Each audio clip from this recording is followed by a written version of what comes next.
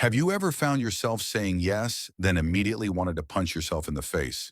Today we're going to talk about something that's probably costing you thousands of hours of your life, the inability to say no. But here's what makes this interesting. Your problem isn't that you don't know how to say no. Your problem is that you feel like you're not allowed to say no. Think about your last reluctant yes, that moment when your mouth said, sure, no problem, but your brain was screaming, what are you doing? That's not a communication issue, that's a permission issue. In the next few minutes, I'm going to show you why saying no isn't just okay, it's essential, and you'll learn how to do it without feeling like you're letting everyone down. But first, let's talk about what saying yes to everything is really costing you. Chapter 1.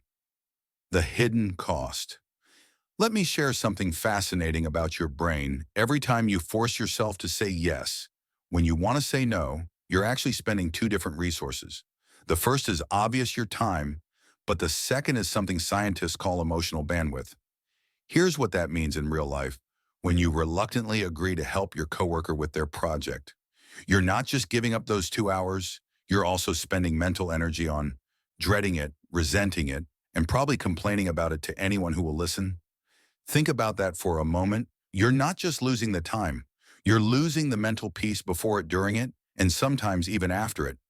But here's where it gets really interesting. Your brain actually keeps a running tab of these reluctant yeses, and just like a credit card bill.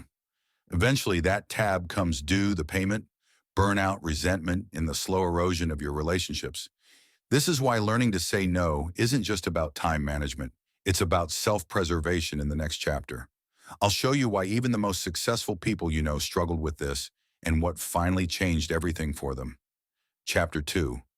The permission paradox. Here's something that might surprise you. The more successful someone becomes, the more they say no. But here's the twist. They didn't become successful and then start saying no. They became successful because they learned to say no. Think about the most respected person. I bet they don't say yes to everything. In fact, I bet they're known for being selective with their time. This is what I call the permission paradox. The more you say no, the more people respect your yes. Chapter 3. The technique.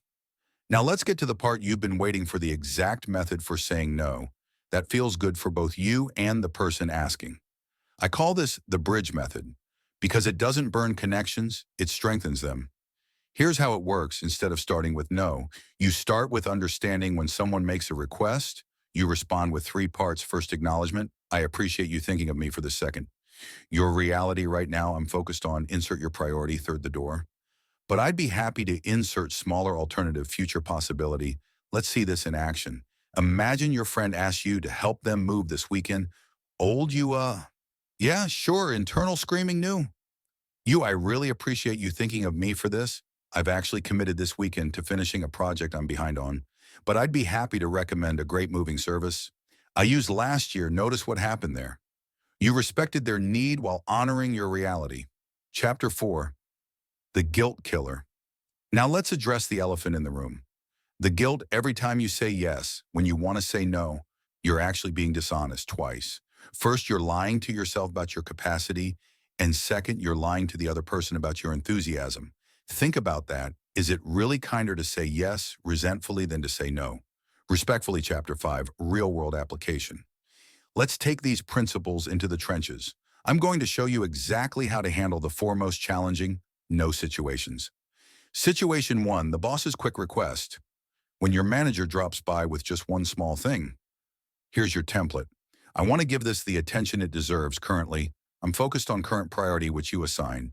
Would you like me to pause that to work on this instead? See what happened there.